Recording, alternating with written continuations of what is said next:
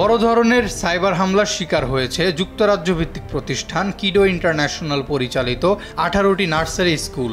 শুক্রবার এই জায়ান্ট প্রতিষ্ঠানটিতে হামলা চালায় রেডিয়েন্ট হ্যাকার নামের গ্রুপ। চুরি করে নেয় 8000-এরও বেশি শিশুর ব্যক্তিগত তথ্য। প্রমাণ হিসেবে ডার্ক ওয়েব পোর্টালে প্রকাশ করেন 10 জন শিশুর নাম, ছবি, বাড়ির ঠিকানা ও পারিবারিক তথ্য।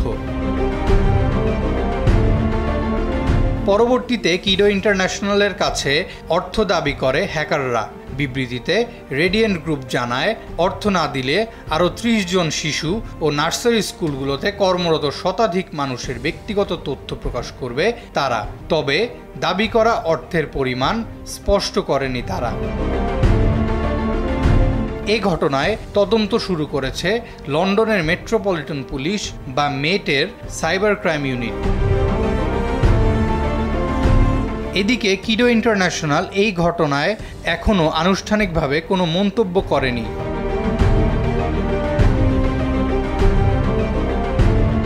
অন্যদিকে শিশু সংক্রান্ত এ ধরনের তথ্য চুরিকে ব্যাপক উদ্বেগের কারণ হিসেবে দেখছেন নিরাপদ বিশেষজ্ঞরা।